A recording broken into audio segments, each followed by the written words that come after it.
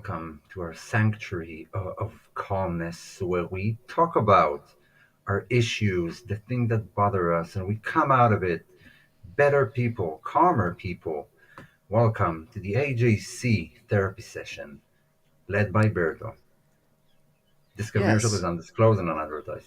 Yes, it is going to be, I guess, a therapy session. We need it. Adam says I'm here for a therapy session. We get Omer trying to calmly get everybody in here today and set the tone. I'm like two Listen, matches away from needing professional help. I don't know how. Yeah, I don't know how long this is gonna last. This calmness and this cool, because I'm still red hot. I'm still pissed. I'll be quite honest, everybody. These episodes usually not for the happy-go-lucky type, and more for us diehards, etc. Because we got to let it all out.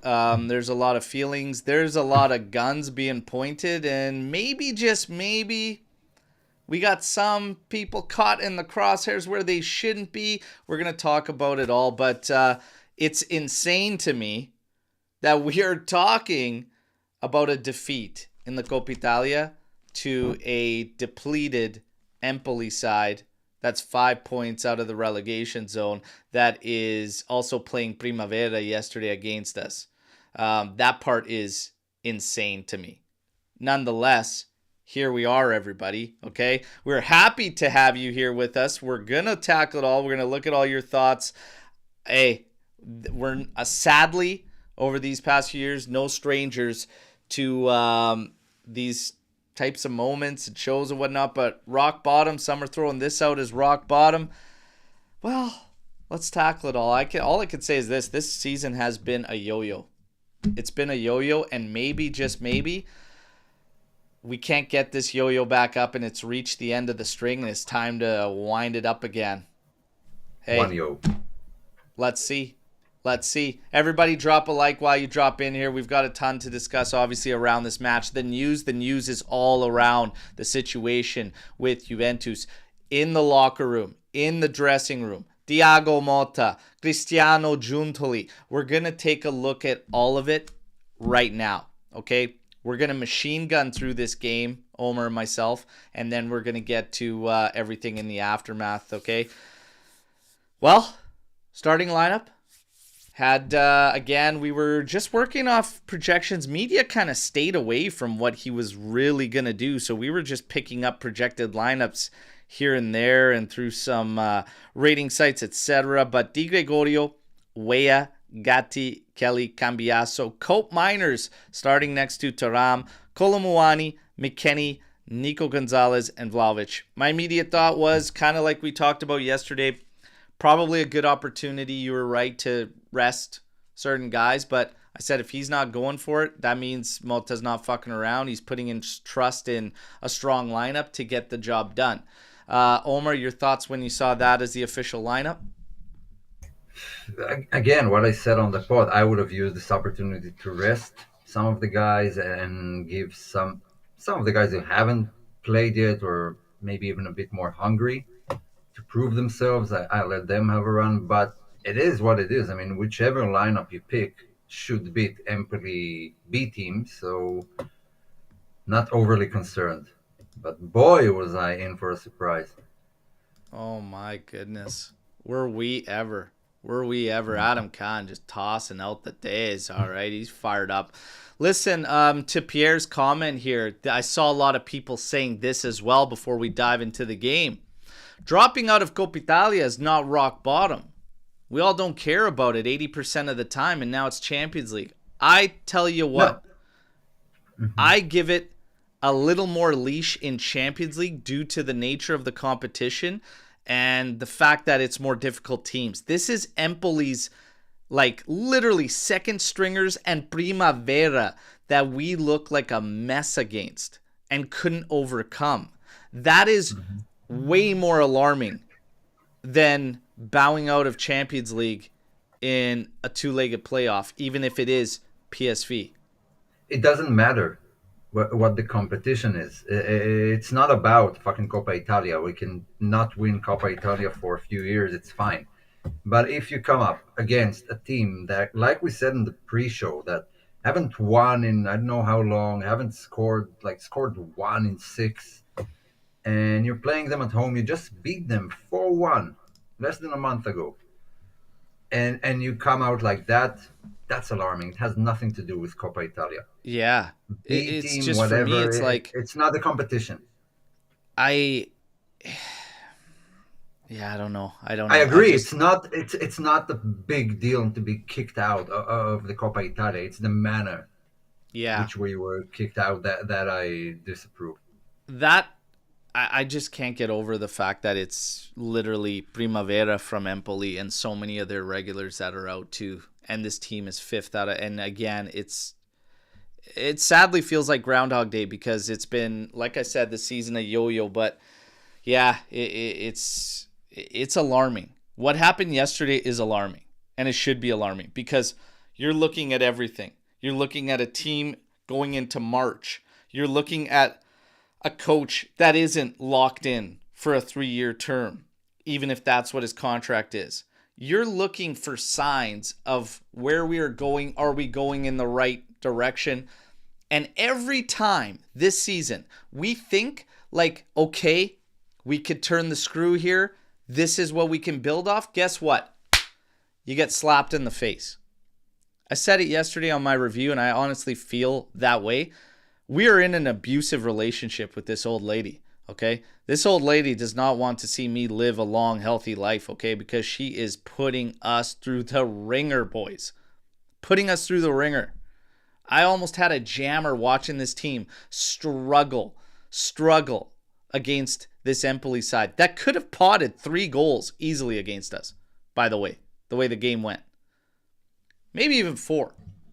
Guame made a mess of some, and that helped out big time. I want to give a big shout out to Kay Keefe here. Thank you for the super chat. All right, much appreciated. We will get to your Storm the Barn. It will be first on deck in the aftermath, okay? So let's rip through this game. 2 minutes in, honestly, Nico Gonzalez with a great opportunity puts it over goal. You can see his reaction. He knows he's got to do better on that one. My God, that would have been a great start for Juventus. 23rd minute, awful play out of the back. Brutal. Easy giveaway.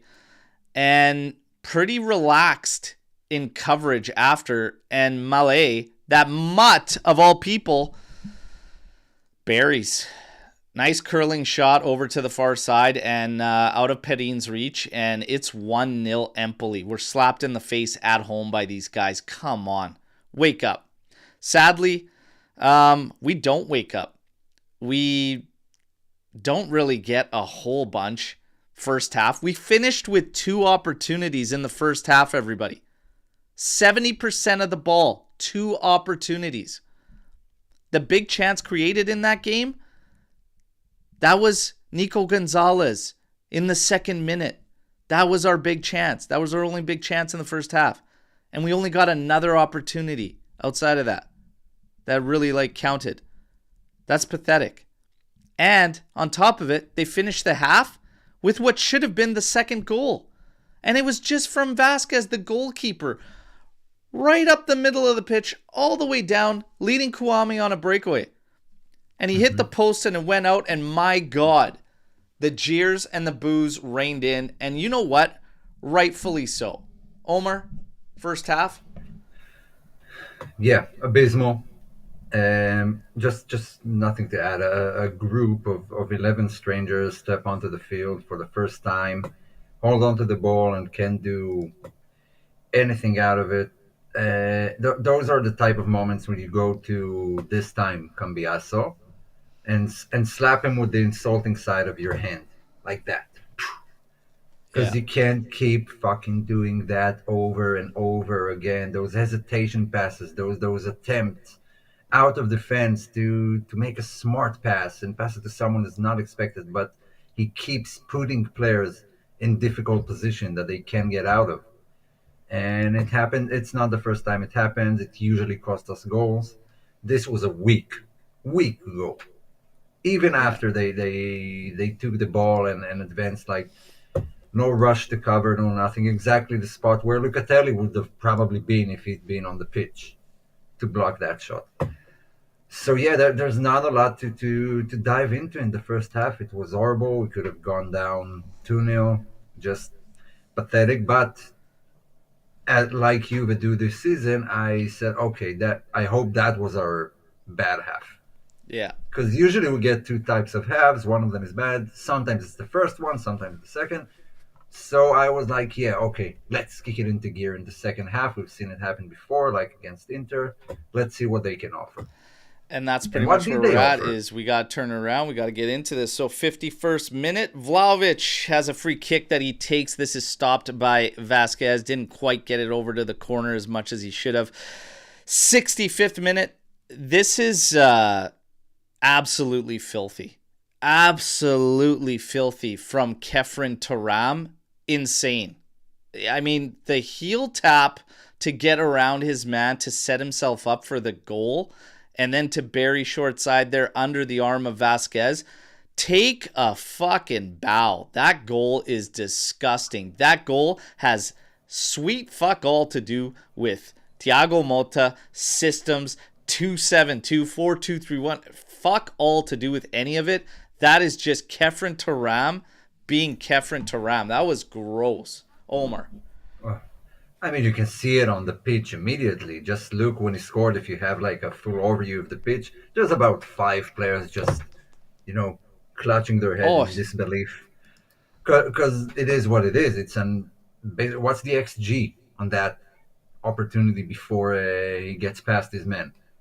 Like it's yeah. nothing. Usually it's a nothing ball, and 10 other players on the pitch for Juve do nothing with it. Either let it roll outside, meaningless pass, gets it blocked. I mean, he's the only guy I can say if I had to bet on someone to make a goal out of it somehow. And the underrated finish. That's an insane finish. Just world class goal from a phenomenal player that has it has nothing to do with the team, with build up, with anything. Yeah. Um, I but mean, again, too bad. We safe can't to like say this is all of us on that goal. I mean, come yeah on. Perin was just yeah absolutely losing it, and rightfully so. That goal was disgusting. We see all the yeah. comments in here too. Like Taram is just we.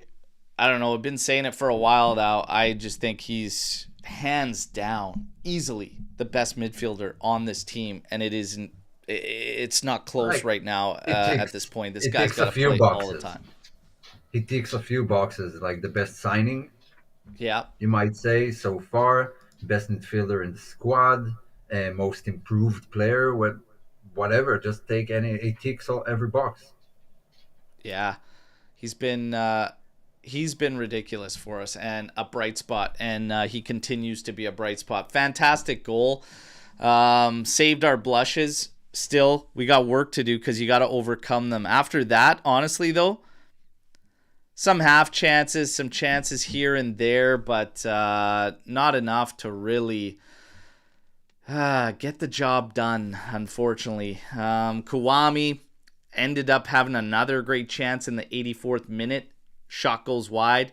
30 seconds later, from great build-up, ball falls to Vlahovic. He turns to his off foot, and he goes wide. That was a great opportunity. And Those are the moments where you earn your paycheck, yeah, and he didn't. sadly, he did not. Mhm. And this game, under the new format, takes a big victim. That's how it was explained. The new format takes a big victim. We go to kicks. Vlahovic kicks things off for us, and he misses. Perin not guessing right on a couple. Yildiz steps up and, yeah, stopped. And that's the way she goes. Perin got his hand to one, just couldn't keep it out. Still ended up going in the net, and they knock us out on kicks. But I don't Yeah, go too crazy on PKs.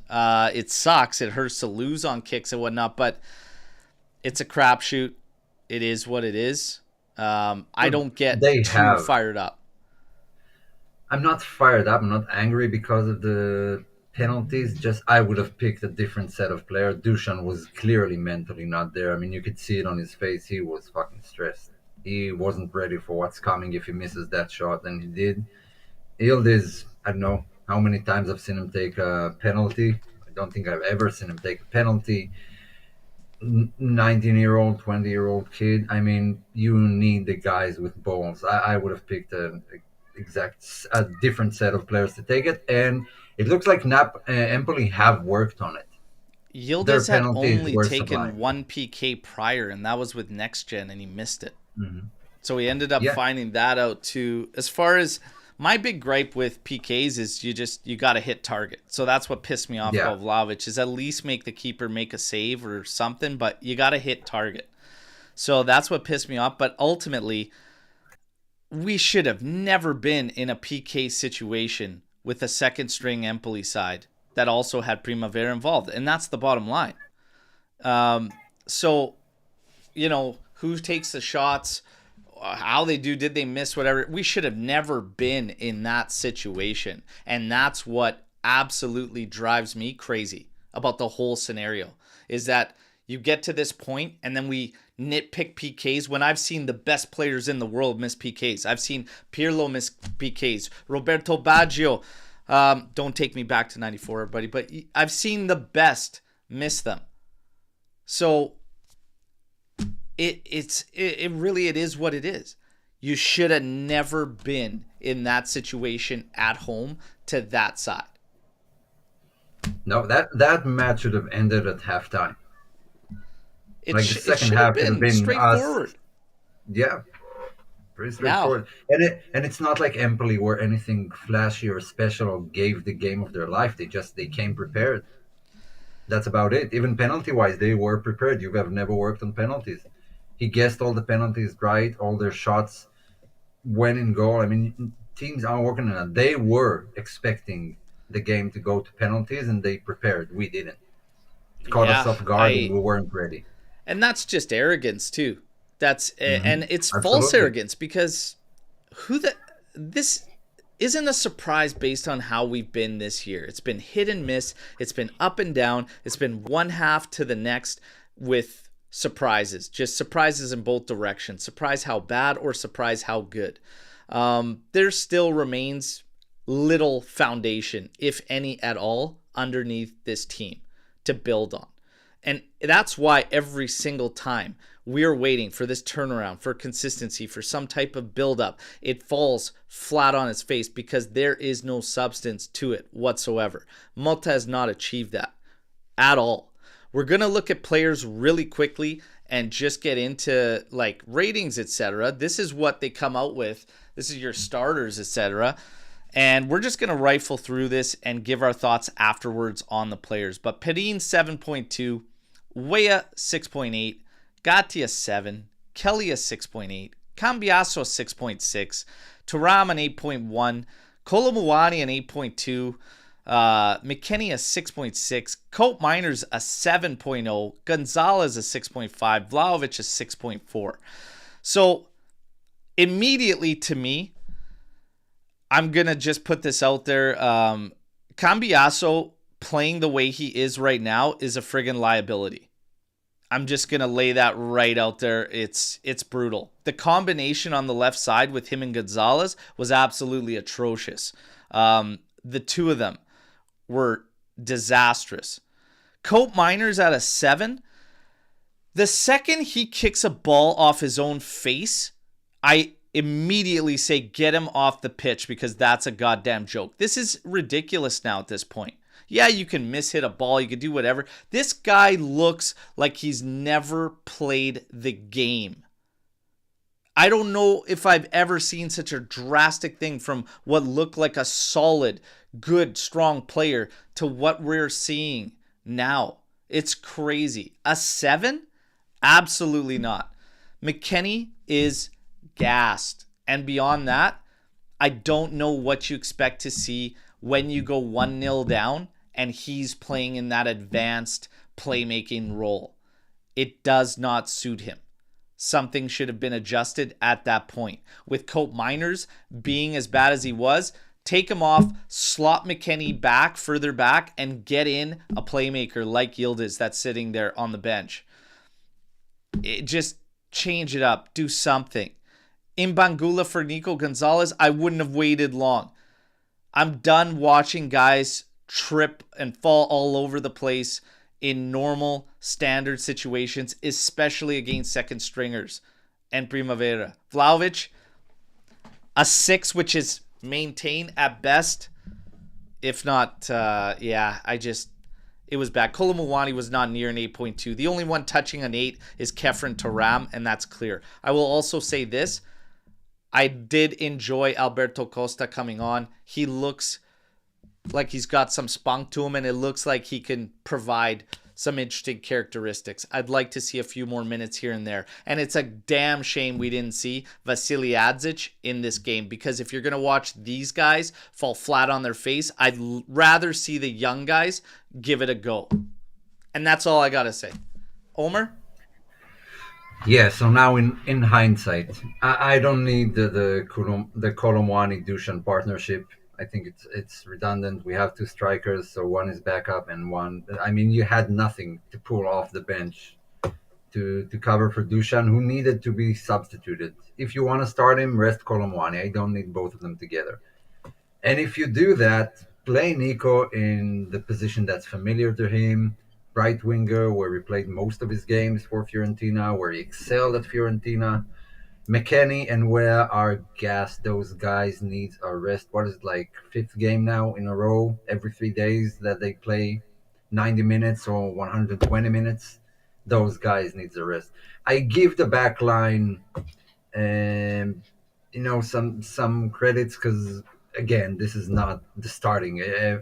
Except for Cambiasso and maybe Gatti, it's a makeshift back line. We have like 5 guys injured. You're not expected to have backups to all those guys that are world class. But it's Empoli.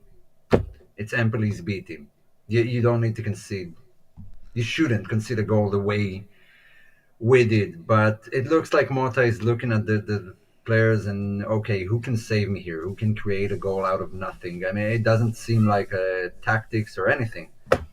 Now we have wingers. If there's something we do have is wingers. That's why I don't need Colomwani out there. You have Mbangula, who's been doing great. You have Conceição, who's usually doing great. I mean, the choices here were not good, and he tried to fix it, but it didn't work out. Here's where Motta comes into play for me and why my frustrations are. First off, we're going to wrap things up on kind of the players. I said Cambiasso for me the way he's looked for a while now has become a liability. There's progressions moving forward where he was trying to beat the extra man and then, taking a foul or whatnot, but there was a progression on a player moving forward that would have been the better ball to play while you're running at the defense. It's stupid little things like that. It's stupid giveaways. Left, right, and center, either 1-2s with him and another player or him and his own passing. And then it's very lackadaisical getting back to defensive duty after the errors. I hate it. It's disgusting. You might feel like you can get away with it because you're playing Empoli that's depleted. I don't give a shit who you're playing against. And it's little things like that that open the doorway to shit in the bed when you do play the stronger teams. It's brutal. For Cope Miners and Nico Gonzalez that got booed and jeered, guess what? You signed up for the gig. You were happy to accept the payment. You were happy to accept the contract. There are obligations that are not being met, and bare minimum ones at that. So for anybody that says the fans are in the wrong for doing that, no, they're in their right. They spent a lot of money. I spoke to people that traveled to that game, spent a lot of their hard-earned money to go and to watch that bullshit. Are you kidding me? I feel for all of you. I really, really do. Thankfully, I mean, that's what fans do. That's what fans do, right? You perform well. They'll sing your name. They'll wait for you with signs and autograph. You play like shit, and they'll boo you. That's how fans work. It's black and white, as easy as Cosenza, where my mother is from. That team That team doesn't let players get away with nonsense and performances that don't match bare minimum requires. Cosenza, I Lupi. Juve? Hell no. All right? You don't like the boos. You don't like the jeers. There's the door. Get the fuck out. And Flat you've out. earned nothing. And you've earned nothing. There are players who don't deserve to be jeered by the fans, but that's after a few seasons at Juve where you got into the hearts of fans. None of those players can claim that they don't deserve the boost. If your Exactly. team, you're a collective, then it doesn't matter. You play like shit as a collective, you'll get jeered as a collective. Exactly. Now, that's about as, cut and dry as I could be from the player's perspective. And I'll be quite honest, now we get into Motta, because Motta has finally, he took responsibility. It's also February 27th, okay? But he did. He did. So we'll go through Thiago Motta's words, because this now makes things extremely interesting in all departments, okay? Thiago Motta, there is no explanation for today. The responsibility is mine. I am ashamed to see the team play like this in the first half, and I hope my players have the same feeling. We were missing attitude in the first half. You were missing a hell of a lot more than attitude, and you're missing a hell of a lot more than attitude this entire season, okay? That's half the battle. But the fact that you still banked on these guys at the start and they weren't delivering it, have no fear in making a change before that friggin' halftime mark. And you still went into the second half a little bit before deciding to make changes. So it's still, you are not just having a slate wiped clean. It doesn't work like that. It doesn't work like that. Okay? We were missing attitude in the first half. I take full responsibility for not conveying the importance of playing a match in a Juventus shirt. I am ashamed. No one took responsibility. I apologize to the fans who came out today because they deserve much more. I feel ashamed. Okay, man, we get it. You're ashamed. Lineup, it's always the same story. Why not this or why this? They lack attitude of a real team. No one could say today I have my best, or I gave my best, excuse me. I have a major, major problem here when the guys coming off the bench are actually showing the right attitude and everything. You banked on guys that have been shit for a while. That's on you. The fact that you can't even do that against Empoli, that's on them. There are people not doing their jobs at Juventus, and it goes all the way to the top. Period. It comes down to doing your job. Players aren't doing their job, and guess what? Thiago Motta ain't doing his either. Flat out. That's as blunt as I could put it. He says, underestimated Empoli? I really hope not. Today was an important match for us. I've never criticized my players before because our attitude has not been lacking. Really? And it has been lacking. Attitude hasn't been lacking until just yesterday? Really? Come on, man. He's trying to put on some song and dance here. I've never criticized my players. Attitude had not been lacking until today. That was the thing that was missing. It's non-negotiable to not have that. I'm ashamed of the display of my team, and this is unacceptable behavior. It's my responsibility. And he said, let's just cut the bullshit. We can't, because they asked about lack of balance. Basically, because that's what we all see. If he tries to solidify the defense, there's no balance in attack. If he tries to open up and go for attack, we look like we can concede at any moment. So he's asked about the lack of the balance, and he says, let's cut the bullshit. The article was wrong. A team can't afford to create little without attitude. You can survive, or without attitude, you can't survive through life and football. What? The fuck's this guy talking about? Now all of a sudden he's becoming a philosopher. Look, it's all bullshit. It's all bullshit. It's all nonsense. We could see for quite some time this team was Jekyll and Hyde. Period. Even in our wins, We come in here, we want to celebrate. We want to pick this team up. We keep getting slapped in the face because they have no consistency. The players on their own accord have no consistency. And Motta has failed as a manager to manage when and where to choose his moments of making the changes to kind of keep everything flowing. And beyond that, his system ain't much of anything at all, and he's got no alternatives. And that's another problem I have. Because yesterday, there was no alternatives other than changing players. And that's not enough to teams that do their homework. No, it looks. I mean, I see zero chemistry. Even letting go of the attitude, which in and of itself is like you don't need 11 world class players to win against Empoli B side. It's mentality thing. It's belief. Call it whatever you like. I mean, Lazio's starting 11 is not better than Juve's. Just their attitude is better. The way they play, their coach who can keep finding solutions during matches to fix whatever happens. Fiorentina for most part of the season, those teams don't have better players than us. And as far as I mean, look at the chemistry. They don't understand each other with those 1-2 passes. Like no one knows where to go. They're mostly static. I mean, Coop Miners, for example, he looks like a headless chicken. He has no idea where to be, what to do. It's like this guy hasn't done anything. It's like all they do in training is run around. The shooting is abysmal. They barely get a shot on target. The passing is just there's no chemistry there. No one understands what anyone is going to do. And then you add on top of that, like bad mentality, lack of belief, call it whatever you want. It just doesn't work. How many times do we need to keep banging our head against the wall to find out that it doesn't work? There are failures at multiple levels. And like I said, there are people not doing their job at Juve, and this goes from the players all the way up to the top. All the way up to the top. Now, I want to touch on something again.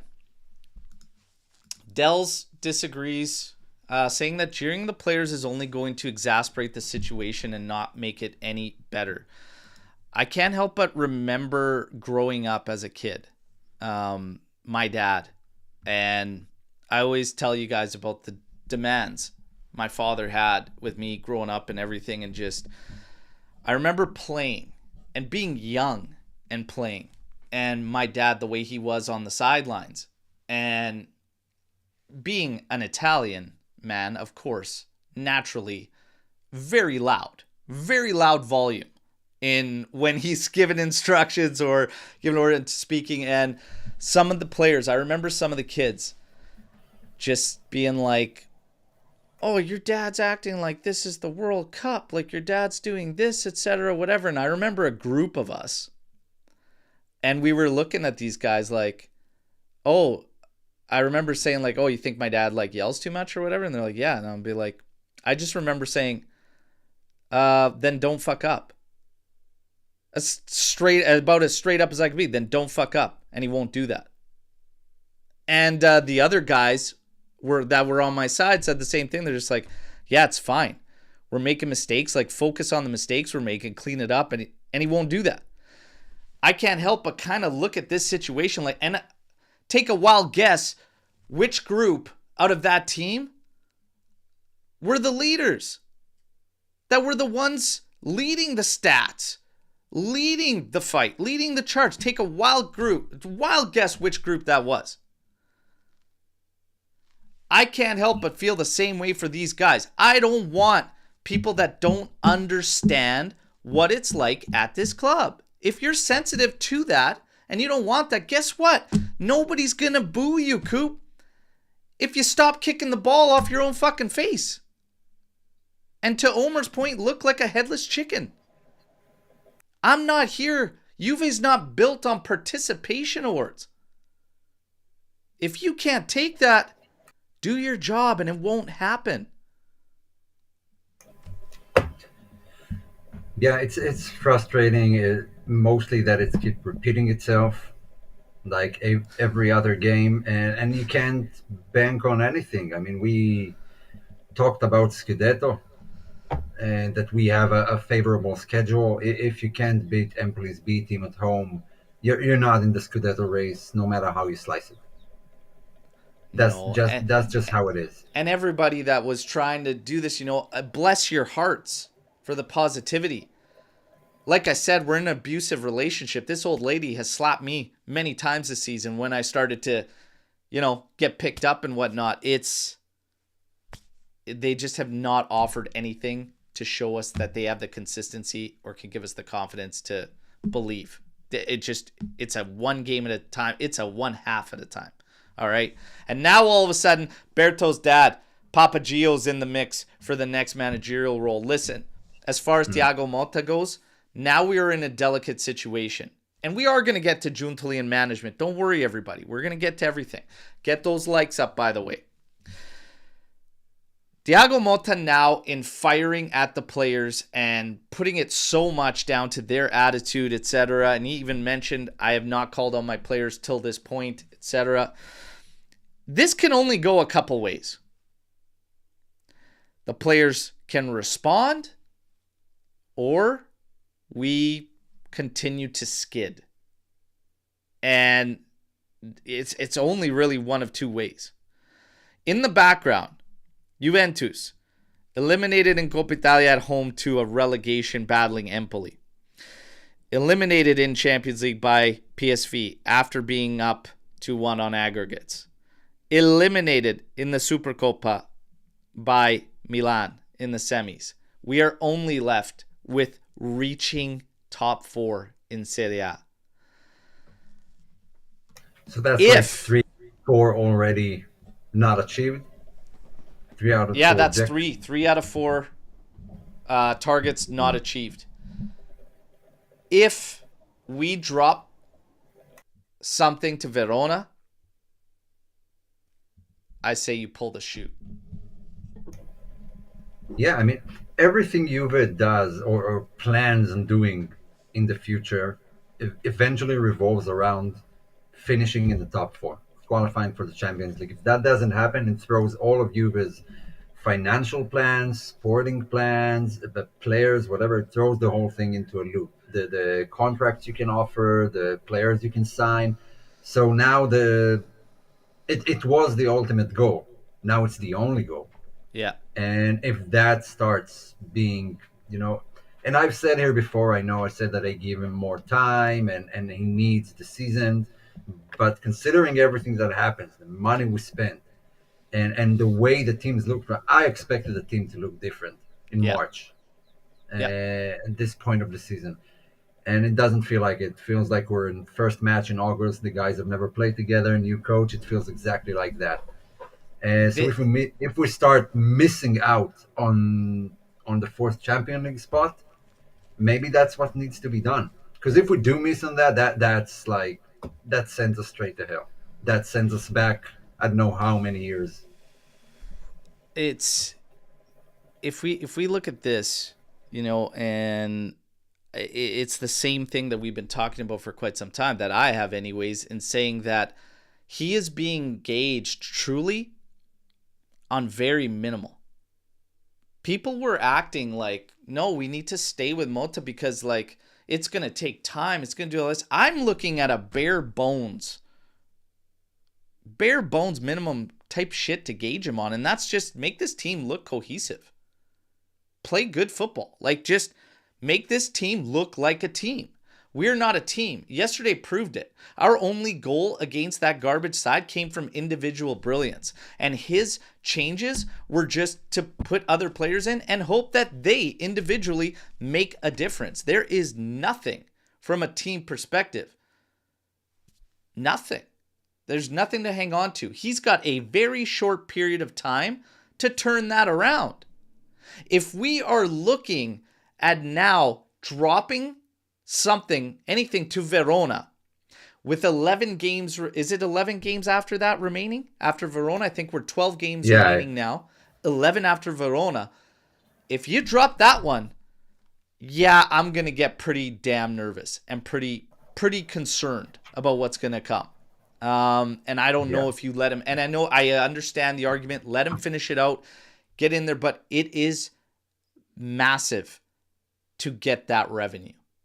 I don't want to go to hell like Omer is speaking, because it's just going to be way worse in terms of sales, making up for that. We don't want to open that up right before we're home free. You have got to reach top 4. If there are any doubts to this happening, you have to act, and you can't let this guy stay, even for 11 games.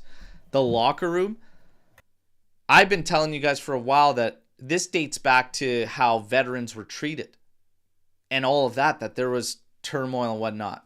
Yesterday, apparently Motta went off, and his presser kind of, is that unbelievable to think that he would have followed that in to the locker room?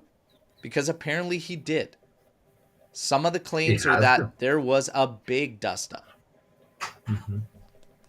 Like there should be after a performance like that, after the past 3 weeks, 2 weeks even, where like the entire season crumbled in the span of 3-4 games. Not the entire season. I mean, 4th place is still very much an option, and there's time to fix it. But Motta looks shell-shocked on the sidelines, just waiting for something to happen, not managing the team at all.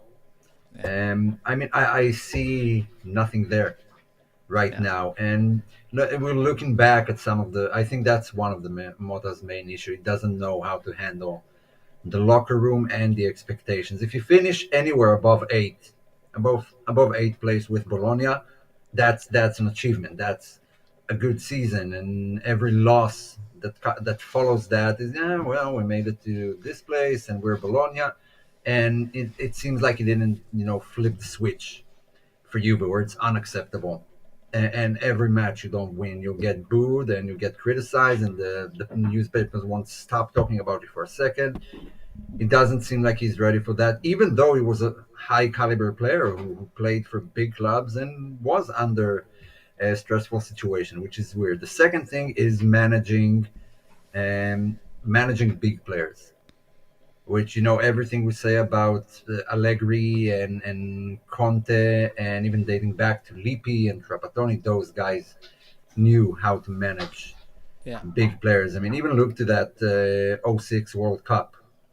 I don't know who else but Lippi could manage a locker room of all those guys who have character, who have balls, who will speak their mind, who will call out players and managers, your Tottis and Del Pieros and the Rossis and all those guys.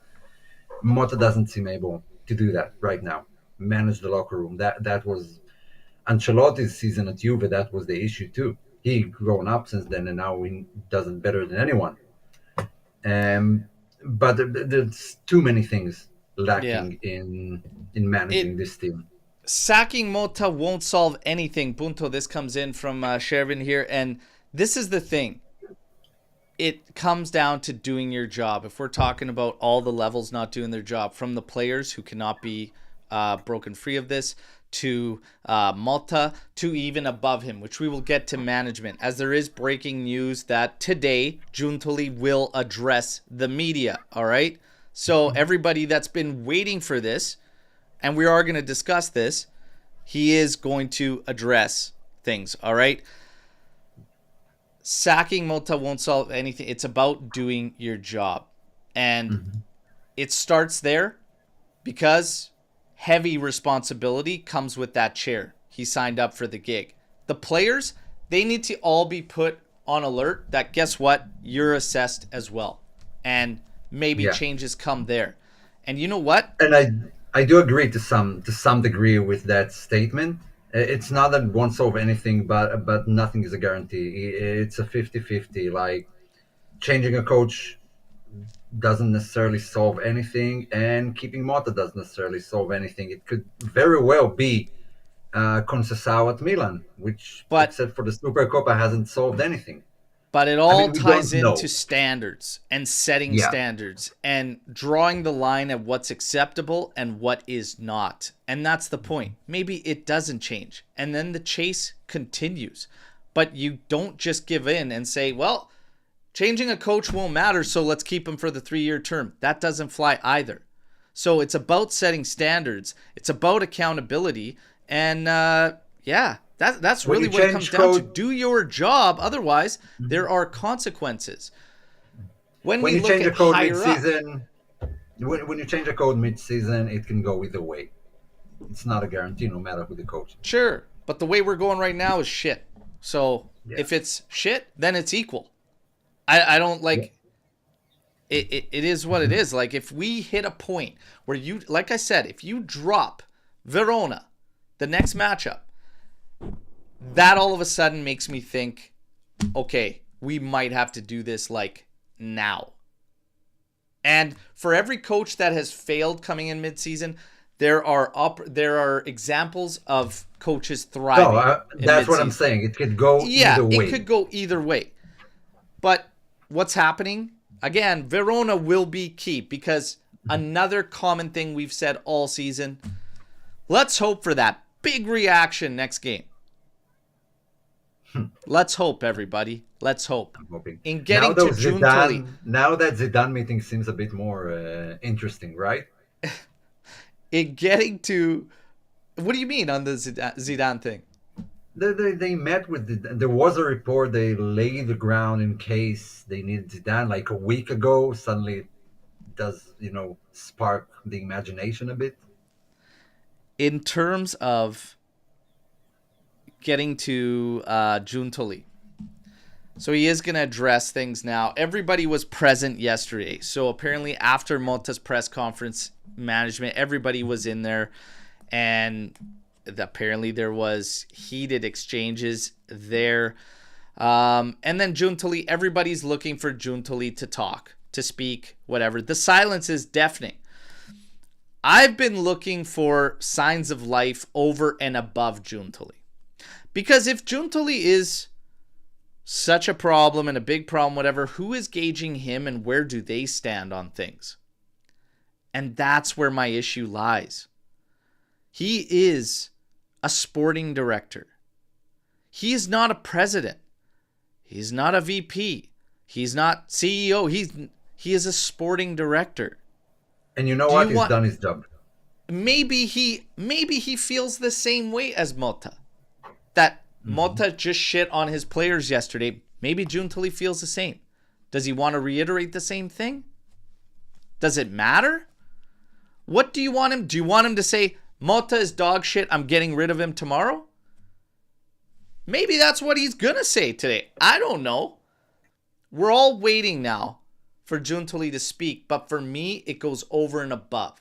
There are people at this club not doing their jobs. You have two guys at the head that mean nothing to this team. Panda Bear and Scanavino, they mean nothing. Nothing at all. What's the point? Elkan in this, where does he stand? He's always been distant, but a sporting director to come in and now all of a sudden we're looking to him as if he is the president? As if he's calling all the shots, etc. He hired a manager. Okay, that manager has failed. Whatever. Yeah, I Look mean, at the signings he made. Are you telling me this team is worse on paper than it was a year ago? Bullshit. no, it isn't. It isn't. It is. I think he's done his job. He's done what's requested of him. He needed to build a team. He needed to fix the finances. He talked to Motta. Motta asked for this player and that player. So yeah, there are some. He didn't get a striker, but those are like not minor things, but compared to what he has achieved, I mean, it puts a big shadow on what he has done. I think he did his job. I think he answered to whatever Motta was asking for, and still does. Like not long ago in January, and some of this is unfortunate. The injuries and such kind of derailed our season and the way we do things. But still, I don't think Giuntoli is to blame here. He's not coaching the team. They asked him for players. They brought the players. They asked him to fix the finances. He's doing that fine. And I don't think he's the one to job. blame If you're here. talking about doing job, and we're talking about people doing their jobs, whether he speaks to it or not, I can't. I Mhm. can't. So sporting director, equally responsible for what's going on the pitch as Motta. If you tell me somebody else can't get more out of this group of players than Thiago Motta is, I will strongly disagree. I'm at like 99% confidence in that we could see better with what we've had, even with the injuries. Mhm. And I'm very confident in that. I see next to nothing. I see questionable starting lineups. I see no in-game tactical adjustments, only player changes, and sometimes even those don't make any sense. I see veterans told they're unusable. I see player like Fagioli told he's unusable, but we see a midfielder run around like he's got no business on the pitch. I see a team that can't stay fit to save their life. I'm not so sure that the the blame is equal there. That's just me. That's just me. But you know what? For me, it isn't. For me, Absolutely it isn't. isn't, and there is more on Thiago Motta, like 100% from me, way more on the coach and the Mhm. players, coming down to doing their job. And Motta's got a laundry list of issues. Paulo did great to reiterate that a couple shows ago. So Giuntoli will speak with Sky Sport today. Well, let's see. Let's see what he's going to say. Storm the barn. It's time, everybody. It's time. Let's go. And as mentioned, big shout out to Kate Kiefer for the super chat. Much appreciated, everybody. Okay. Ciao, AJC. Now that we will play one game a week, do you think we will finally see Motta's system come through? Personally, I don't think so. Omer? No, we should have already seen it.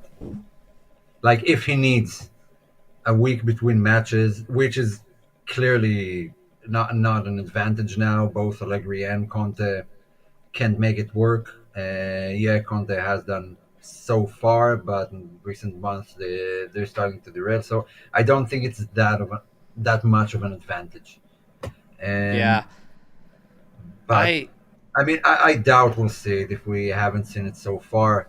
I'm not expecting, oh, we have time to train because I don't know what they're doing in training. Like I said, I mean, the passing is awful, the shooting is awful, and no chemistry. So for me, they're just running around doing rondos all day.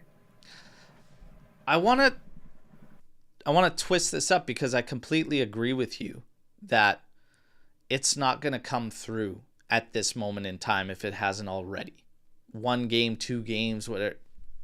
It's not going to come through if it hasn't already. I said that now with attacking your players, calling them out, firing those shots, it goes one of two ways. Where do you think it's going to go? How much confidence do you have in the players actually turning this thing and using it as fuel to fire them up for the rest of the season? How confident are you on a scale of 1 to 5? On a scale of 1 to 5, Everybody in the I, chat, on a scale of 1 to 5, how confident are you that Motta's words will inspire a reaction from these players to finish positively and strongly? I'm gonna say like 2.5, maybe even a 2, because I don't know. I don't think it's that much of a player thing. I know some of those guys are good. I know they're talented. I know how they performed for their clubs before that. You can see it here and there, in certain moments in matches. It's not the individual brilliance that's missing. That's actually what saves us Yeah. from more embarrassing losses. It's the working together as a team. And I doubt we'll see it this late with everything that happened. Uh, don't have high hopes. Like a two is even two and Yeah. a half A lot is of a bit excessive ones, for me. couple negative fives, some zeros. Look, if it's that low, so does that stem a lot more in your minds from the players' mentalities? Maybe look, I'm not an expert. I've never managed a club. I've never been in that situation to confidently say that this will work and this won't work. I'm just a guy But just talking on what gives you YouTube. that feeling that they won't take it in? Is it because of the player's mentality, you think, or is it? Just the way I see the match, the way I analyze myself when I'm watching it at home, looking at the Yeah. players' faces, the way they react to each other, the way they react to substitution, to going a goal down, stuff that early on weren't missing, and they kind of lost it during the season. And that's why I think there's a lot to fix. It's not something that with a week's work And you're can exactly suddenly work right. out. And the point I want to get to is that there's more than one thing that probably leads us all to feel that way. It's a coach's influence that is next to nothing.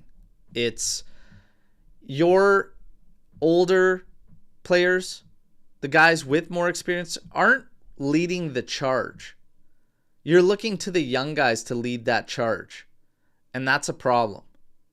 That's a problem. Credit to the young guys, though, and I'm usually giving them a lot more leash because the guys that should be leading the charge aren't. And some of those guys are new signings, but they can't be brushed aside just because of that. Then you have the player's mentality. Character comes into question. We need to start getting the right characters in the mix.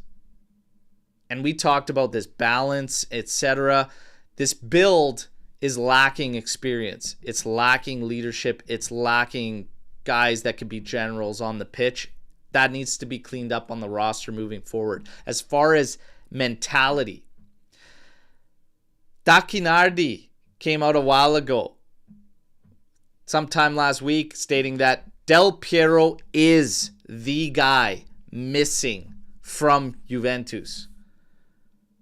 And he made it sound like that was going to correct absolutely everything that's wrong with this club and whatnot. But it's crazy to me. We keep searching for this way to get the Juve DNA into these teams for 4 or 5 years now running.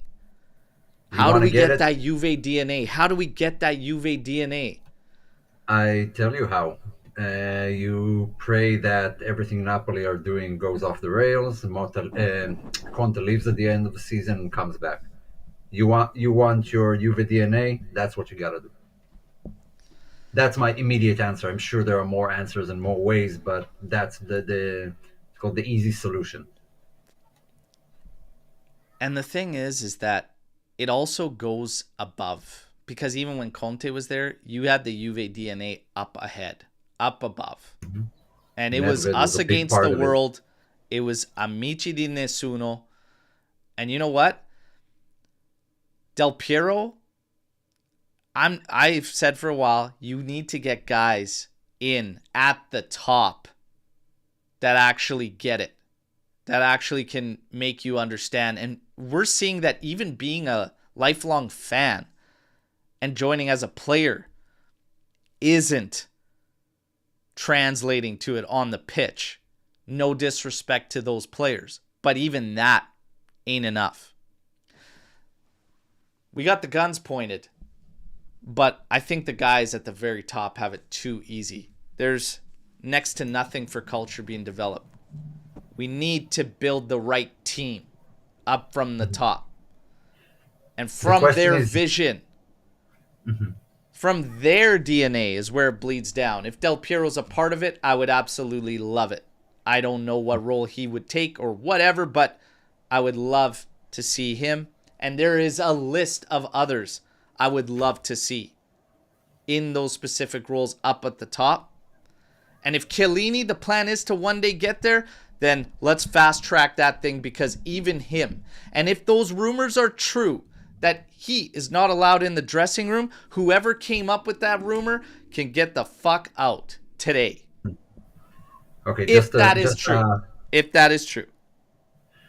just a hypothetical. If you get the BBC to manage Juve right now, who do you put in what role? Bonucci can be the kit guy and just take care of the kits and make sure they're in the locker room, etc. Barzagli would be like ideal for the locker room to management. Just that middleman. Perfect for that. And Chiellini running the business side. So who's your coach if those guys are managing the club? Oh, one of them has to be coach? No, no. But who will they choose as coach? Oh. I don't know. Interesting. I don't know. Interesting. The thing is about what you said. Like, if you go to those managers now at Juve, Scanovino and whatever his name is, and you ask them how the team is doing, what are they going to show you? Probably a spreadsheet of financial gains and such. Nothing on the pitch. Those guys are financial guys. They're not here Yeah. like to make Juve better. They're here to make Juve profitable, and that's a major issue. Yeah.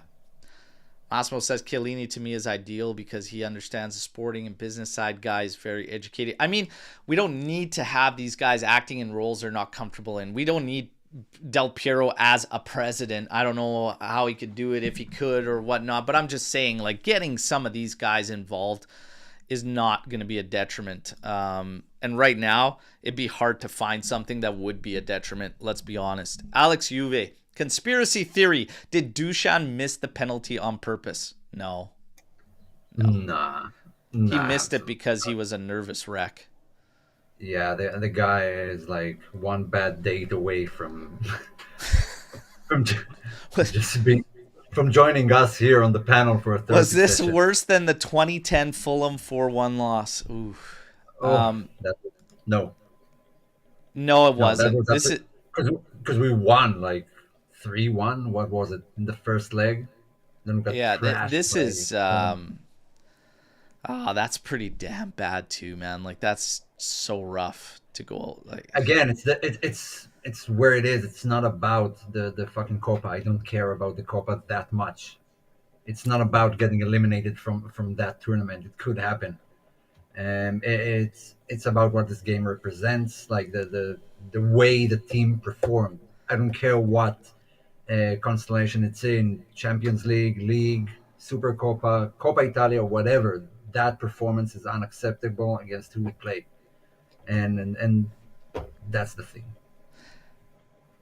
I gotta say, it's just this team that was like makeshift for Empoli, and you can't get that's terrible. That's terrible. I can't get over that. I have seen enough since Yildiz will never get minutes there and inevitably be sold this summer. Play Thuram in the 10. He would be a monster there. You see Thuram as a 10? I think he's better from a little bit deeper there and just being able to read more of the game. I think we're losing something that we're not getting back. Yeah. If you place him there, what he offers from the back, if that's gone and is now tasked with what McKennie is essentially doing, is running around and pressing instead of reading the play and anticipating passes, bursting out of defense. If you lose that, then there's no point. I don't think we gain as much as we lose if we play him there. Yeah. I'd almost be tempted with this team to play 4-3-1-2, have two box-to-box mids with a playmaker there. Narrow them up at the front since they seem to want to all stay a mile away from each other. Narrow them up at the front and get a fullback. Get your fullbacks ripping. Keep them to the outside and stuff. This swing the ball out wide thing, try to get 1v1s and whatnot, it's just, just can't do it. Can't do it anymore. Got to try and switch something up and whatnot, but he's not going to. We know that. What is more concerning is the immediate aftermath of this fiasco. Do you see this mentally fragile team collapsing in the upcoming games in Serie A? So I guess now we have to kind of put our money where our mouth is in terms of, do we think they're going to react well? Well, I put out a rating there not long ago on a scale of 1 to 5, and it doesn't sound like it's too promising for the reaction. It's up to them to prove to us. But that one kind of answered where we're at on this one. It's a very low confidence that this team will get ripping and finish strong. But will it be enough to get top 4? I still think based on how everybody else is playing, we'll get top 4. But as far as Motta finishing out the season, if Verona goes bad, I stand firm. See you later. See you later. Who are the players that Motta refers in press conference saying they ask for more but they don't give effort? I couldn't tell you. Couldn't tell you. If I had to assume, I'll guess it will be the older guys. Vlahovic, Cook Miners, Nico, Douglas. I assume it's those guys. I don't think he's talking about the youngsters or the new arrivals who just came in January.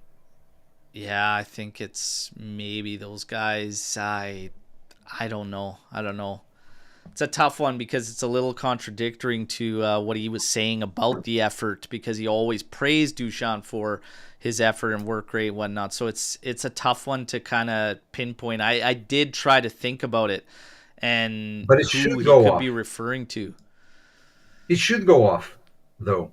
I want them to be angry. I want them to be angry. I want them to react. I don't want this linear and let's make it all better. No, I want to see them after the match furious. I'll be quite honest. I'm surprised it took to February 26th for that to happen. Yeah. Should have happened in November. Yeah, like find out, hey, are you man enough to play for this team or not? After Stuttgart. That should have been the reaction after Stuttgart. Yeah, you got overrun by this team. You've got way more qualities, so we think. Show it. Prove it. Like, come on, guys. Wake up. Do you want to be at this club or not? Are you worthy of this club? Ask that question. Are you worthy of this club? If you don't have the pride to step up your game, you are not cut for the cloth that dons the black and white stripes. Period. TM's press conference gave 2 impressions. His outrage was validating and relatable, but it also suggested a loss of control and composure. Which impression resonates most with you? Another great question. Because you're absolutely right, Pierre. Both of those kind of come through, right? Did it give you the impression that maybe the writing's on the wall for him? For Motta? What do you mean by that? That maybe he knows a change is coming at season's end? No, I don't think it's there. If he makes top 4, I don't think they're talking about it. But, I mean, it's Italy. Anything can happen with Juve, with anyone. And there's another question here. We'll get to it later about who would you choose to replace him till the end of the season, realistic targets and such. We'll get to that. I don't know what to make of it. Like, I want them to be angry. I wanted them to be angry earlier in the season, and I have no issues like with angry guys. And I mean, Conti is the angriest guy I've seen, and he gets shit done. Out of those two, which one's more resonating is the one that's relatable. Because I do feel like he wasn't wrong in anything he said. He, however, in turn, is a part of the problem because he has not been able to correct that. And what he said was not day one. That didn't, all these things that he spoke about in his presser and giving the guy shit for that didn't just happen yesterday. It's been happening since season start. So it is relatable. However, I was left with maybe an impression that he knows something's coming down the pipeline and now he's letting it fly as maybe a little bit of a buffer and protection. I don't know. We'll see. Giuntoli's words will be interesting, but again, you got to take it at just face value. These guys will work the media. And Giuntoli doing it the day after, don't forget, everybody, because we saw it in All or Nothing Juventus. These guys train for pressers. They are coached. You'll have that fine lady walk into the office and be like, Giuntoli, expect to face this, this, this, this. What are your answers going to be? And you work from there. Just like we saw in the All or Nothing when Pirlo was prepared for every single presser he Well, faced. the question is, what kind of reaction do you want to get? Do you want to get the immediate angry reaction? Like if we go on a pod right after the match, it will sound a lot different than what it sounds right now. Or do you want the more composed and relaxed reaction and more thought of reaction from Giuntoli? Like, what do you want to hear from him? I want to hear that, just the accountability and responsibility that what we're seeing is garbage and we deserve better and we deserve more, and that everybody is being evaluated and we will act accordingly when the time comes, whether that be during the remainder of this season or in the postseason. That's it. That's all I want to hear. Legit. Because I don't know what anybody else is waiting to hear. He's not going to come out and say, Motta, you fucking suck. You're shit. Yeah. Coat Miners, you're fucking shit. Like, he's not going to come out and say that, you guys. So what would I like to hear from him? Just the accountability and responsibility, taking into account that this is well below standards. Okay. But it is like pre-planned answers. Exactly. So you just got to take it for what it is, right? Even hyping this thing up like, oh, he's going to talk, like, you know, I would love for him to come out and just be like, no, this is horseshit. This is not according to plan. And there are failures in there that we will address, whatever. Like, I would love for him to just open right up. It ain't going to happen.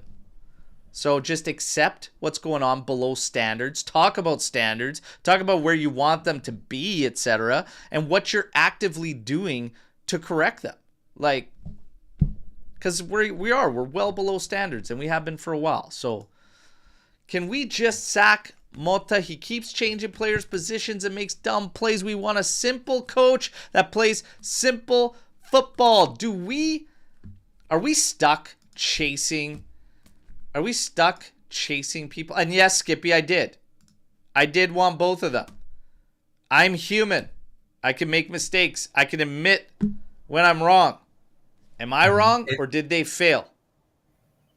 Motta can't get better out of this group, a better team than he had with Bologna there last year. And Coat Miners looks like he's never played the game a day in his life. Yeah, I was fine with both of those moves. Mm-hmm. What does that have to do with them failing? Yeah, They're failing. We're not fortune tellers. We say things as we see them at the time they're happening. Like everyone wanted Motta in the summer. Yeah, everyone wanted Coop Miners. Not 60 million, but the player itself. Leave the price tag alone. That's it. I never saw one person say, like, actually, I saw a few people say that they just don't think he's a good player, but very few. Usually it was the price tag. But to see the player, to your point, like this is crazy. Like, the drop-off is insane, Omer. Yeah, that's a guy who has no idea what to do on the pitch. No idea. And it wasn't like he was exploiting chances at Atalanta, and beyond that, he was just nothing in the team, and that's how he got his goal. No, he was super involved. He was confident. He was making phenomenal passes, long shots, always in position. And that's the thing with Gasperini. That's all the players that work for him. Even like Ederson, he had an interview not long ago that he said, it took me about 6 months to understand what Gasperini wanted from me. That's why his first year was kind of meh, and then he popped off last year, and now he's killing it. He's one of the best midfielders in the league. You know, it takes time, but you can see when someone tries to follow a specific set of instruction and when someone has no idea what to do. Yeah, it's it's a mess here. It's a mess here, and I mean, I don't even understand the point. I don't even understand the point of saying that, like, oh, the majority of the fan base wanted these people. Yeah, so? I mean, it's not going to be it's hit and miss. I mean, it's hit and miss. Are you telling me Marotta had nothing but hits for Juventus? Because there's a long list of misses there too. But Marotta might be the beginning of the downfall. But he had a ton of misses to his name too. It's like, what are we talking about here? Yeah. And I don't want returns, but now I might even change my mind and go back to that if it is maybe Conte, because he might be the only guy that's capable of a turnaround to the magnitude that we need. And that would be me again changing my mind based on what I've seen and where we're at. And you wouldn't convince me that um, the fact that he stayed this long on top of Serie A with this Napoli team is not a miracle. If he wins this Scudetto by some, that's his biggest miracle ever. That would be the probably the Ever. biggest accomplishment for him, because I'm telling you that team on paper is it's not there. Okay, So come the on. fact that what he's Juan doing there Jesus. is it's crazy. Juan Jesus is a starter. Come on. And the guy Conte, we're talking about Antonio Conte, everybody. Switched away from the 3-5-2 to 4-3. I had to stop because I just couldn't believe. Like, what? And here we have a guy that's achieved nothing, that is completely unwilling to shed this 4-2-3-1 shit and force feed tens that are guys that are not tens, clearly. And it's wild to me. It's wild to me. But there's levels. There's levels to this game. Unfortunately, ours isn't increasing. Suarez, at this rate, even small club Arsenal won't offer more than 15 to 20 million for Duchamp. Thoughts? I still believe you'll get 35 to 40 for Duchamp. And that should be around the price tag we get for him. And I still believe he will get it. Omer? Yeah, I kind of sort of agree. Like if he keeps playing like that, it's what he puts out. I don't think clubs only look at numbers and say, "Oh yeah, he has 14 goals this season, so we need 14 goals in our team." I don't think it's that. They look at mentality. They check a lot of things. Um, Mostly, one of the most one of the attributes that they always check for players, and that I know from talking to people who work in scouting and such, is working with both your legs and being able to especially for a striker, to shoot with both legs. How is Dushan's right leg? Is it top Shit. level? Shit. Shit.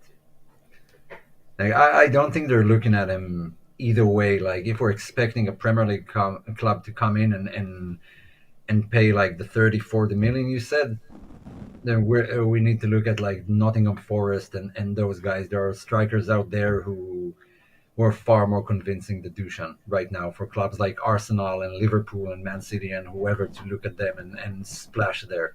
If you're a Premier League manager right now at one of the big clubs, do you splash 35-40 on Dushan?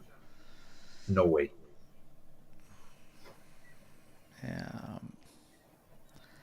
I don't know. I don't know. Wishful thinking, maybe. We'll see. We'll see. Yeah. When Motta is sacked, who is your choice, coach? Okay, depending when he's sacked. Let's say he gets sacked in the summer and he finishes the season. Uh, from the ones available, like the top names are Klopp, Zidane, and Thomas Tuchel. Those are the three top guys I would go for. I don't think we're going the De Zerbi route again, like similar to Motta, a Yeah. young up and coming coach. Those are the three. If Conte becomes available, I would take him. Absolutely. Just he just ticks all the boxes we're missing for This me guy's right now. so it's gonna come down to who's available, who's actually available. Like Yeah, Tuchel's currently working for England. yeah. So he's Oh, I out. forgot that. I forgot that he's England Yeah, manager so right he's now. working for England, so he's out. Mhm. Zidane apparently is waiting for France. He's also linked heavily to rumors out of Italy with Juve trying to make a push. And there was a lot of rumors you alluded to earlier that we spoke about in terms of Juve contacting him and making contacts for Zidane. We'll see. Zidane, high on the list. I mean, the connection, the affection to him with a player as Juventus, what he achieved with Real Madrid, while also giving him that prestige, also raises the questions of if he can do it with another team. We need a build, and that's the question that always comes to Zidane. But would Zidane not have standards? Would he not have, some of this mentality, some of this drive that would kind of help? But it's a question mark. It's risky. Didier But Zidane Deschamps, has the aura. I am all for, and not a lot of people are, but I do see Suarez in there, talking about, or excuse me, not Suarez there, Deschiliopa, and Tuna, saying Deschamps. I've spoken about Deschamps a lot. I would definitely, and there's unfinished business there with Deschamps too, leaving after 06 there. I'd be fine with it. I think he's a good He's mix not my first personality-wise. He's been at Juve with serious champions. He is a champion. He's got the DNA. When it comes to man management, young or egos, he can deal with. And he's done so throughout his career. Even with the France national side, that's probably the best one to go at. I like the way he sees the game. And he makes some interesting tweaks. And sometimes you're like, what the hell is he doing? But it's worked. And it worked for France. He's knocked for not winning more with that France national side. But to be honest, look at some of the ways they've been knocked out and some of those games.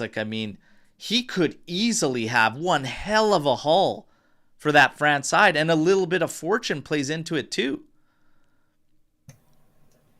And I get it, because instantly it's Deschamps plays Allegri-esque football. And this gets to my next point. Do we actually, what do you care more about? You care about how the game looks, or do you care about winning?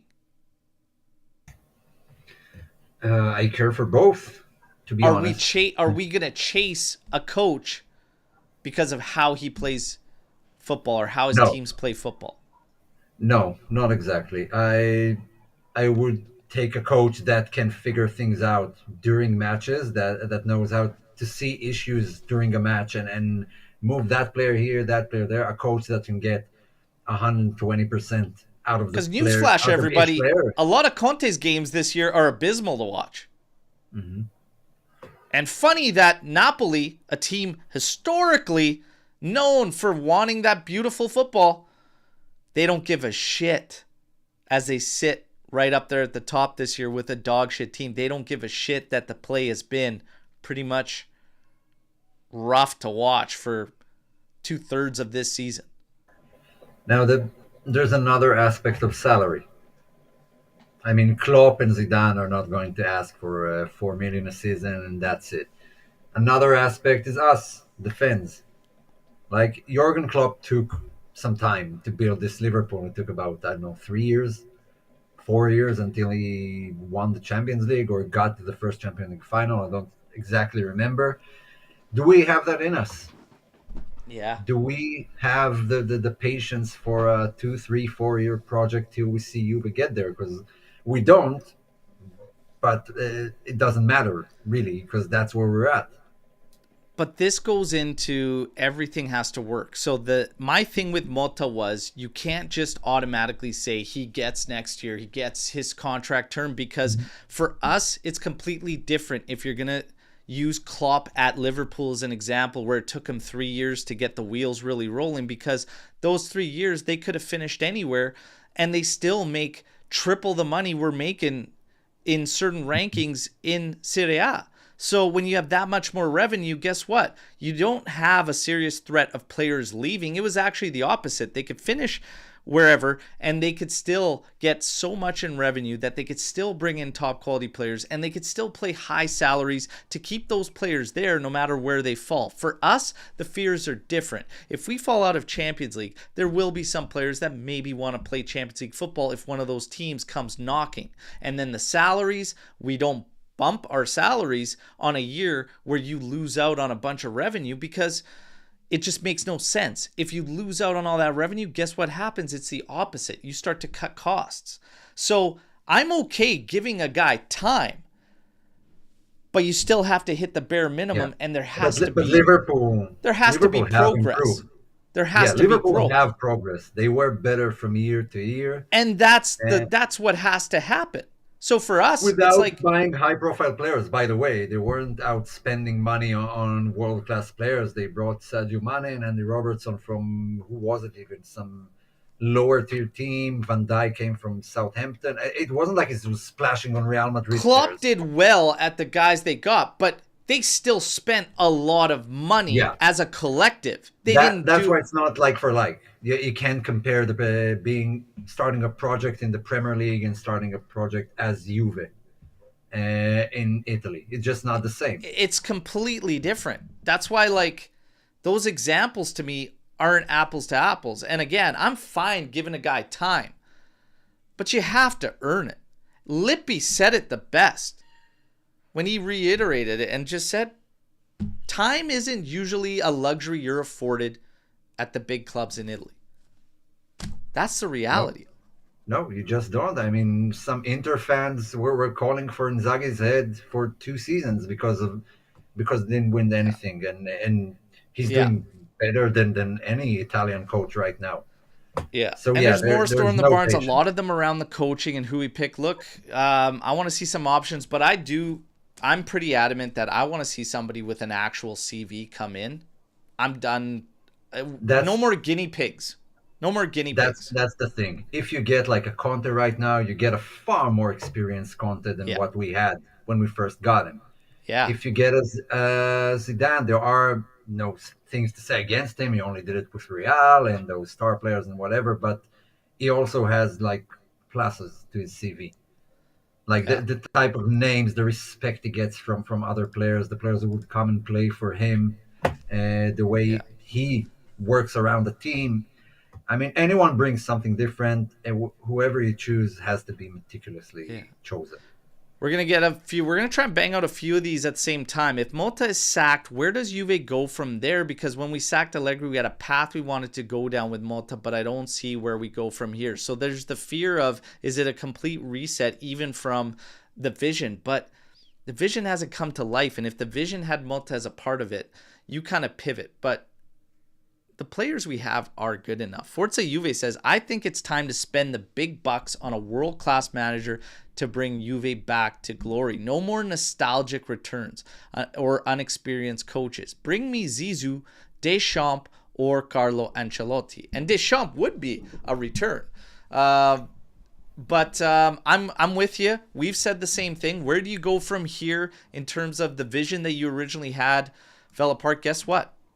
Plans, they don't always go according to the way you laid them out, and you got to shift. But I agree with you. Bring me somebody with a CV. Exactly. How many times that this young coach at a new team has worked out for clubs? Manchester United are trying it for 15 years now and it doesn't work out. Yeah. I mean, there are very few examples. If you want to get back to the top, and don't push it. Like, I wouldn't take Mourinho, for example, now. I don't think it fits whatever we're trying to do. But you have to decide what direction. If you want success, you got to go with the more experienced guys. I mean, Guardiola took a lot of time to actually make something out of City. He didn't do anything special at Bayern. That nothing is a guarantee. Do we want to find out, keep trying until we find the next Italian super coach when he's young? Or do we want an already proven coach? Here's the tough thing if you're Juve, because if you spend the big bucks, okay, yes, the money you spend on the coach doesn't go towards your annual finances, okay? We all know that. However, these coaches aren't going to sign a big year contract, like a big money contract. Like, they want terms because they want as much guarantee as possible. So there's a little bit of a situation there where do you run back into the same kind of issue we had with Max Allegri, where maybe we would have pulled the trigger sooner when things were going sideways and try to get someone else in there, but you were strapped financially and you didn't even want to take that hit. Because that's the other thing too. I want somebody with that CV. I want them coming in, but the devil's always in the details. I also don't want to tie down to somebody for like 10, 12 million for 4 years. Yeah. I mean, how much did Klopp make at Liverpool? Something close to 20 million euros. Yeah. Maybe 15, I don't remember. We just can't afford that. Like, we kind of hope that those guys will come in with a mission and be like nice and yeah, we're here for a fun project and we're not going to take a lot of money.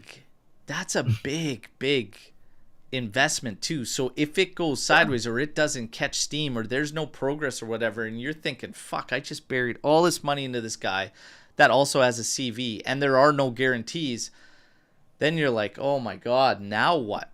Right? I'm going to say this. That's where your ownership needs to step in and fucking realize that you are trying to get things back. And if you actually give a shit, the money doesn't go towards your annual income, whatnot. You say, look, if this is the guy we all agree on, if this is the guy that we believe in. But again, who's making that call? Is it made from a call of DNA, of standards, of culture? Or is it just, this will appease the fans? I'll tell you what, if it's Canavino and the other guy, they'll make it based on financial aspects, nothing more. Exactly, and that's probably what's been going all along, is why you cheaped out with Thiago. Mm-hmm. But Thiago, that's what was appealing about him. He was getting good results with a very cheap squad. The thought process is, can he maximize us with better talent? And he would be cheap. And you might lock into something that we could roll into the future with. Young up-and-coming manager. But hey, sometimes when you have plans, you get punched in the face and then you got to change them up. We'll see. It's challenging. The storm, the barn is just off the hook right now. But my God, we're just at the point right now where you got to just... We got to take this one game at a time, ride it out. You've got to reach top 4. That is the final, and it's a bare minimum objective. Thiago Motta, yeah, he sounded off. I don't blame him. I could relate to it. Let's hope it gets the reaction we expect. That's the biggest thing. But in saying that, when you search for reactions over and over and over, you're searching for reactions because you're coming from a position of wrongdoing or failure, is what it is. Thiago Motta apparently has said, Giuntoli on Thiago Motta. This is coming in right now as we speak. Thiago Motta's job is not under discussion. He says, but qualifying for next Champions League is a must. We are convinced that this project can bring great satisfaction in the future. Motta says some players need to give more? ? He wanted to bring the team back to a sense of responsibility. The club takes full responsibility for everything that happens. A disappointing transfer window with players like Cope Miners asked. We invested in international profiles who had performed well both at club level and with their national teams, and we are confident they will also do well with Juventus. The Juventus club is always responsible for everything that happens. Yesterday's match was almost inexplicable. We were coming off 4 wins. We are disappointed and angry. That said, We are convinced this is the right project. I fucking hate that word. We fully agree with what the coach said. Yesterday's performance was unacceptable. This morning, we sat down with a clear mind with the entire management team, and we are all convinced that we must do more and achieve our goal of qualifying for the Champions League. Yeah, I mean, copy paste to every disheartening loss.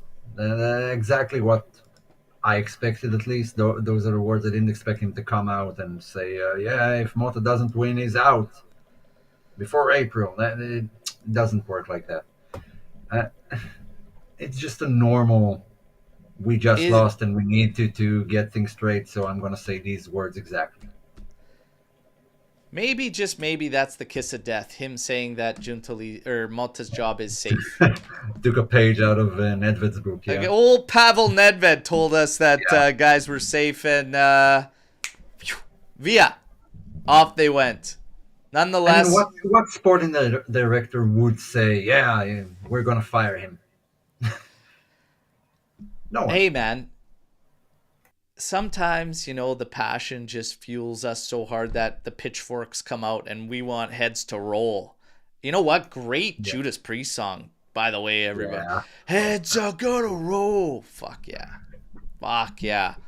Love good old Judas Priest. Saw them in Vernon, British Columbia, in a rink that only holds 5,000 people. And guess what? It wasn't even full, and I was on the floor, probably 10 feet from the stage, and I was like, this is a goddamn shame. The original Anthrax and Judas Priest, and they brought the same stage setup that they had in Rising in the East from Budokan. Wow. And I watched it there, and I'm just sitting there having a beer like, there's nobody here. What a damn shame. Damn shame. By the way, one of my big-time fantasies in watching a show at Budokan, that venue is absolutely insane. It would be crazy. Absolutely insane. And Judas Priest are one of my favorites because I'm a sucker for dual guitars and oh yeah, they're that show was amazing. And when you kick things off with Electric Eye, the Hellion there, oh man, what a way to start a show. I'm all over it. But we get sidetracked here because heads are gonna roll. We want heads to roll. Giuntoli's not going to let the cat out of the bag, and he's not going to do it the day after that defeat. The words that he said are exactly what we expected.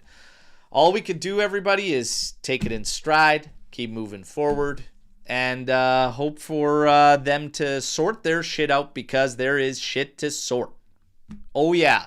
Like I said, multiple levels at Juve. People are not doing their jobs. We deserve better. You all deserve better, because we need a plumber to fix all the shit. It's annoying. It's beyond annoying when we try things and all that's changing are the faces, but it's not actually changing anything. And I do believe it stems deeper than coach, players, etc. Like, this team needs an environment overhaul. And this is something I felt for quite some time, and I've told you all for a while that I felt like that the environment, there is something there rooted somewhere at some level in the environment at Juve that is affecting everything and everyone. I don't know what the hell it is. I don't know if we need an exorcism to happen there at Continassa, but maybe that's what needs to happen. But they need to all figure things out. They need to clearly define roles, and they need to be with the right people. And that also goes down to the team. Because if I look at this team on the pitch, Motta hasn't clearly defined roles with the right people. And management, ownership, hasn't clearly defined roles with the right people, potentially. So, let's see. Time will tell. Right now, Giuntoli says Motta is totally safe. Are you buying it? I'm not. But never. Time will tell. And we're going to be here to tackle it all together. You guys on the chat, you've been amazing. Please drop a like on your way out. Feel free to share the content. These shows suck. and I they're hope I hard hope to we do. help someone. Get some maybe positive vibes or let things out and feel a bit better. It sure helped me. I feel better letting out all our thoughts. I know that many of you in the chat have said the same, that just even firing away, typing away makes you feel better. I appreciate that. Like, that's what we're here. We're all going through this together, and we all want the same thing. You know, if Thank some you. of you don't agree with my takes, that's fine. I don't care. You know, it's fine. I don't care. Nobody has to agree with me. We all want the same thing, and that's Juve to thrive. This thing is difficult to do after these moments and these shows. What I want to happen is for us to stop going through these moments, these lows of lows. But the yo-yo season continues. Right now, though, the yo-yo hit the bottom of the string, and it's time to wind it back up. You've got to reach top 4. We are going to be here the rest of the way. I ain't going anywhere. I'll bring you the news in the build-up to Monday's matchup against Verona, and absolutely Verona we cannot slip up there. I appreciate all the kind words. I'm glad you guys all feel better. Enjoy the rest of your week. Enjoy the weekend without Juve being able to maybe upset us on the weekend. We'll get that free and clear. They can maybe piss us off at the start of the week. So that's a positive going into that one, is that the weekend, Yeah. you can enjoy yourselves, all right? And Monday is thank our you. match. And thank you everyone for being here. We know it's tough. It's tough for us to be here. So thank you for keeping the It chat is. live. You guys are awesome. Yeah. The absolute best. The AJC Army is second to none. And you know what? Leave it to the AJC to pick up the vibes. We always will do that. There is going to be a kit giveaway, probably kicking off for the Monday match against Verona. 2 kits and those Display Pro displays for the kits like you see behind me. We're going to finally kick those things off. I've been a little bit delayed, just been scrambled with a lot of other things. So we'll get that going. As always, no matter what, everybody, thick or thin, fino alla fine, forza Juventus. Sort this one out. Sort this one out, guys. Let's go. Ciao, ciao.